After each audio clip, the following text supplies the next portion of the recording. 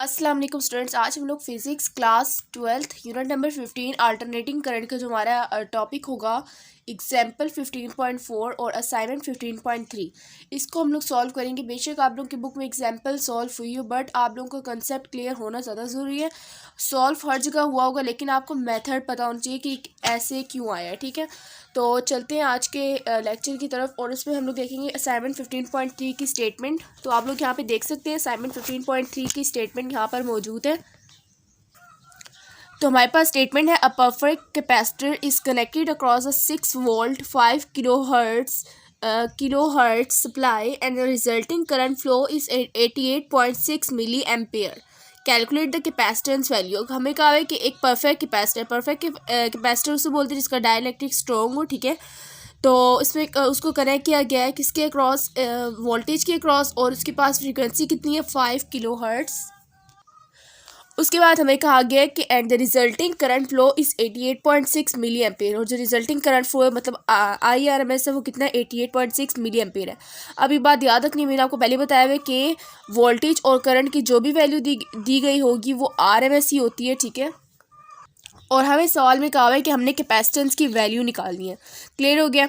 तो perfect capacitor उसको बोलते हैं जो कि होल्ड कर सकता है मैक्सिमम चार्ज ऑन प्लेट्स, जो मैक्सिमम चार्ज अपने प्लेट्स पे लगा सकता है, होल्ड कर सकता है, उसको हम लोग क्या बोलते हैं, परफेक्ट कैपेसिटर बोलते हैं। असाइनमेंट 15.3 का डाटा हम लोग लिखेंगे सबसे पहले। तो डाटा हमारे पास क्या क्या गिवन है।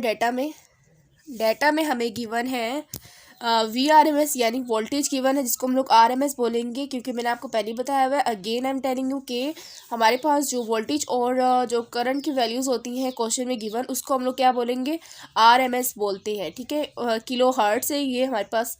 उसके बाद नेक्स्ट हमें क्या कहा है, रिजल्टिंग करंट फ्लो कितना है, मतलब IRMS कितना है। IRMS है 88.6 मिली 10⁻³ एम्पेयर्स है। ठीक है, हमने क्या निकालना है, हमने निकालना है XC। क्लियर हो गया। XC हम लोग कैसे निकालेंगे, अब ये फॉर्मूला बिल्कुल ही आसान है। XC का आपने फॉर्मूला पढ़ा हुआ है, XC is equal to 1/ω/c। Omega किसके बराबर होता है, 1/2πfc। तो स्टूडेंट आपको क्या क्या चीज़ें गिवन है, आपको फ्रीक्वेंसी गिवन है, यस 2π इज अ कांस्टेंट, और ये हमारे पास कैपेसिटेंस गिवन नहीं है। कैपेसिटेंस निकालने के लिए आप क्या करेंगे, कैपेसिटेंस निकालने के लिए हम लोग सिंपली क्वेश्चन में हमें क्या निकालने को कहा है, कैपेसिटेंस निकालने को, ये मैंने बाय मिस्टेक लिख दी है। तो कैपेसिटेंस निकालने को कहा है क्वेश्चन में, और XC हमें नहीं मालूम, XC भी हमें नहीं पता। तो XC निकालने के लिए मैं क्या करूँगी, XC निकालने के लिए मैं जिस तरह हमारे पास ओहम्स लॉ होता है ना, V is equal to IR, तो R की जगह मैं क्या लिख दूँगी, XC लिख दूँगी। अब मुझे क्या चाहिए, XC निकालना है, तो मैं V को I से डिवाइड कर दूँगी, VRMS को डिवाइड कर दूंगी IRMS से। हमारे पास क्या आ जाएगा, हमारे पास इसकी वैल्यू निकल आएगी, जो कि मैं VRMS कितनी है हमारे पास 6 है, और IRMS कितनी है 88.6 है, इंटू 10⁻³ है। अब इसको कैलकुलेटर से कैलकुलेट करेंगे हम लोग। तो अब हम लोग कैलकुलेट करते हैं इसको कैलकुलेटर पे। हमारे पास है 6 डिवाइडेड बाई 88.6, इस तरह आप लिख रहे हैं। ठीक है, ब्रैकेट्स में लिखने इंटू 10⁻⁻10 की पावर क्या है स्टूडेंट्स, -3 है। तो ये आपने 10 की पावर डिवाने के लिए शिफ्ट का बटन दबाना है, देन आप लोगों ने लॉग वाला बटन प्रेस करना है, -3। और यहाँ बस क्या आ रहा है, ये हमारे पास आ रहा है 67.7 क्या है हमारे पास, ओहम्स है, 67.7 ओहम्स है, क्योंकि हमारे पास ये क्या निकला है, XC निकला है। हमें क्वेश्चन में क्या निकालने को कहा है, कैपेसिटेंस निकालने को कहा है। तो स्टूडेंट्स आप लोग यहाँ पे अपना सोल्यूशन के हेडिंग दे देना है। ठीक है, सोल्यूशन की हेडिंग देनी है यहाँ पर आप लोगों ने, सोल्यूशन, उसके बाद आप लोगों ने सॉल्व करना है। तो अब हमें क्वेश्चन में क्या निकालने का है, C निकालने का है। तो C निकालना ईजी हो गया। कैसे ईजी हो गया कि मैं इस C को यहाँ पे लाऊंगी, XC को यहाँ पे डिवाइड कर दूंगी, और मेरे पास ये क्या आ जाएगा 1/2πfxc। ठीक है, आप लोगों ने ये कर दिया। देन आप लोगों ने सिंपली वैल्यूज पुट करनी है। 1/2π फ्रीक्वेंसी की वैल्यू है 5 × 10⁻³ और XC की वैल्यू कितनी है 67.7, और यहाँ पास कैपेसिटेंस की वैल्यू निकल आएगी, ये रॉ फॉर्मूला था। ठीक है, कैपेसिटेंस की वैल्यू कितनी निकलेगी, आप लोग इसको भी सॉल्व करके देख सकते हैं। तो 1/1 बाकी सब पे ब्रैकेट लगाएंगे। ठीक है, 1/बाय के बाद क्या लगाना है, ब्रैकेट पुट करनी है, और फिर 2π × 5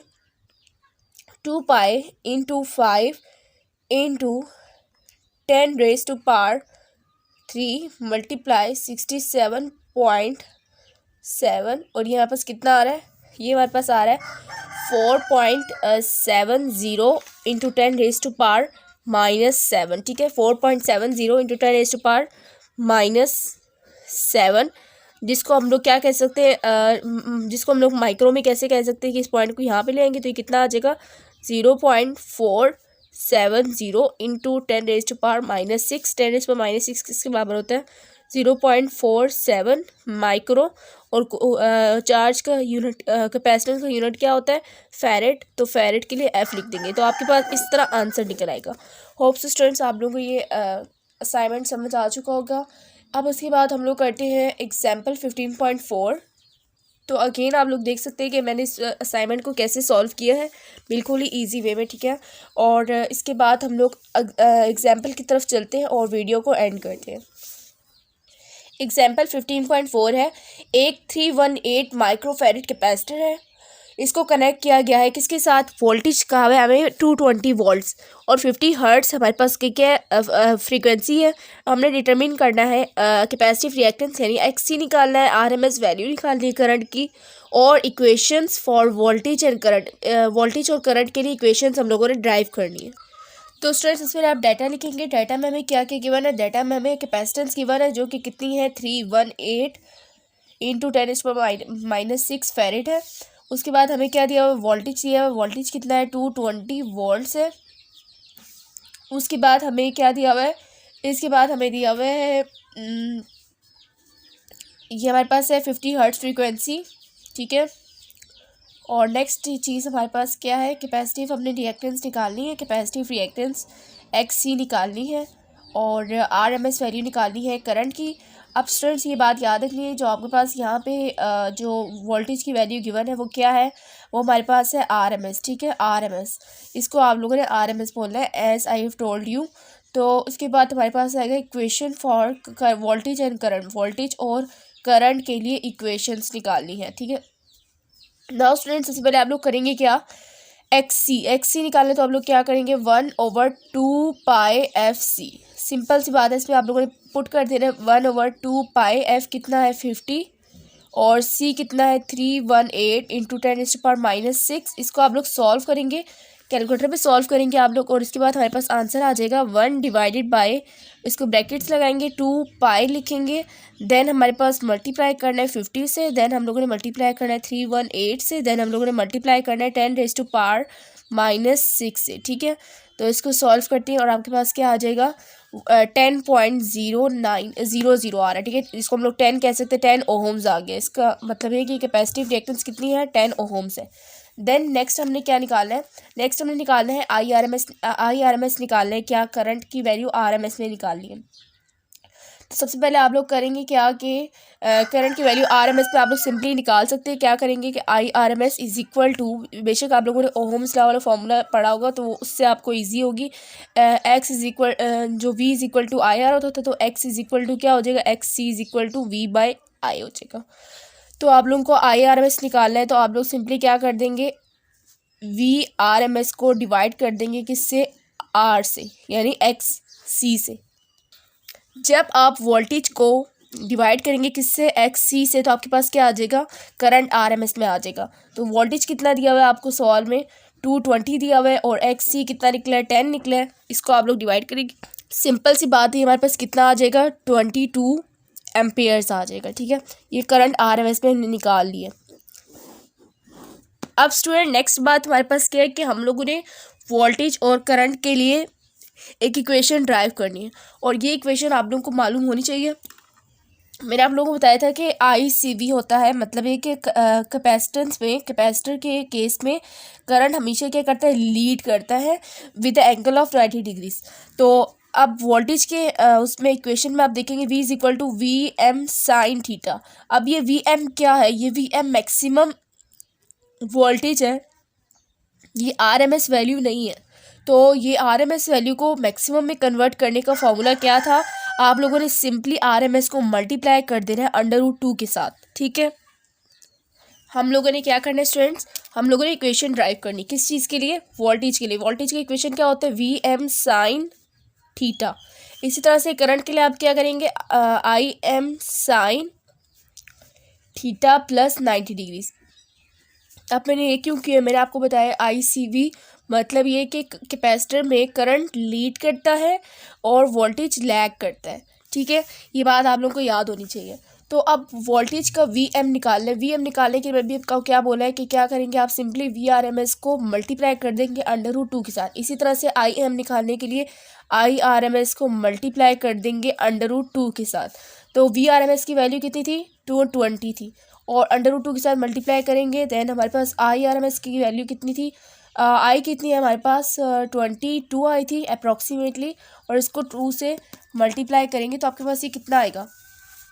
सर आप लोग करेंगे क्या कि 220 को मल्टीप्लाई कर देंगे √2 के साथ, तो आपके पास ये इसकी वैल्यू निकल आएगी जो कि कितनी है, 311 है। ठीक है, 311.1 है। ठीक है, 0.1। अब ये हमारे पास वोल्टेज है तो वोल्ट्स लिखेंगे, VM हमारे पास निकली वैल्यू। ठीक है, ये हमारा आखिरी आंसर नहीं है, फाइनल। ठीक है, ये बात याद रखनी है।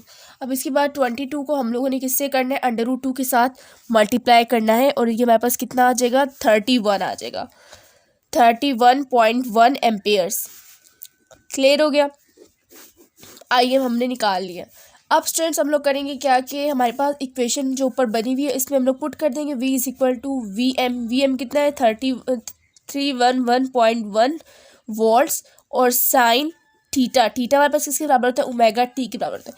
बेसिकली जो हमारे पास थीटा होता है ना, theta is the angular displacement, या फिर आप लोग इस तरह बोल सकते हैं बल्कि omega is the angular velocity किसके बराबर होता है, एंगुलर डिस्प्लेसमेंट ओवर टाइम के बराबर होता है। तो हमें थीटा चाहिए तो ओमेगा और t से मल्टीप्लाई हो जाएगा, और यह बस क्या आएगा, 311.1 वोल्ट साइन ओमेगा किसके बराबर होता है, 2πf, और ये t लगा रहेगा। अब मैंने आपको पहले बताया हुआ है 2πf में क्या क्या वैल्यू आप डालते हैं, 2π कांस्टेंट है, f कितना आता है, 50 हर्ट्ज आएगा। तो जब इन तीनों को मल्टीप्लाई करते हैं तो हमारे पास क्या आता है, 314, और t 7 आ गया। t की वैल्यू आपको अननोन है तो आप लोग t को एज इट इज रखेंगे। ठीक है, याद रखना है इसको। इस तरह हमारे पास वोल्टेज के लिए क्या निकल आया, इक्वेशन निकल आई है। अब हम लोगों ने करंट के निकाला है। अब बेसिकली जो कैपेसिटर में ना, अगेन मैं बता रही हूँ कि कैपेसिटर में करंट क्या करता है, लीड करता है। सो हम लोग क्या कहेंगे कि I = सॉरी ये मैंने क्या कर दिया, अच्छा, I = IM 311.1 एम्पेयर्स है, और उसके बाद साइन क्या है, थीटा प्लस 90 डिग्रीज था, तो हम लोग क्या करेंगे, थीटा की जगह ω/t प्लस 90 डिग्रीज लिख देंगे। नाउ नेक्स्ट हम लोग क्या करेंगे, 311.1 और साइन ω/t की जगह क्या लिख दूंगी, 2π लिख दूंगी ω की जगह, और t ऐसे टी आ जाएगा प्लस 90 डिग्रीज। अब इसको मैं फर्दर सॉल्व करूँगी, 311 और साइन लिखा रहेगा बाहर। ठीक है, आप लोगों ने पूरा सॉल्व नहीं करना, बस इक्वेशन ड्राइव करनी है। तो इसको करेंगे तो कितना आएगा, 314t आ जाएगा प्लस 90 डिग्रीज। क्लियर हो गया। अब स्टूडेंट्स ये आपका आंसर है। आप लोगों ने इक्वेशन ड्राइव करनी थी जो कि आप लोगों ने कर लिया। अब एक और बात है कि आपकी बुक में यहाँ पे लिखा हुआ है करंट की इक्वेशन के लिए 30.32 साइन, और ये क्या लिखा हुआ है, 314t प्लस π/2 का मतलब क्या होता है, π = 180 होता है। 180 को 2 से डिवाइड करेंगे, अगेन क्या आ जाएगा, 90 डिग्रीज आ जाएगा। सो होप्स कि आप लोग को समझ आ गया होगा कि न्यूमेरिकल्स के बारे में। तो हम लोगों ने किया क्या कि बुक में आपके पास π/2 गिवन है, जिसको हम लोग क्या कहते हैं, 180 / 2 कितना आता है, 90 आएगा अगेन। तो ये था हमारा आज का लेक्चर। उम्मीद करती हूँ कि आप लोगों को समझ आ चुका होगा, और अगर कोई भी कन्फ्यूजन हो देन आप लोग मुझे कमेंट सेक्शन में बता सकते हैं। I will answer your all queries. So मिलते हैं नेक्स्ट लेक्चर में, तब तक के लिए अल्लाह हाफिज़।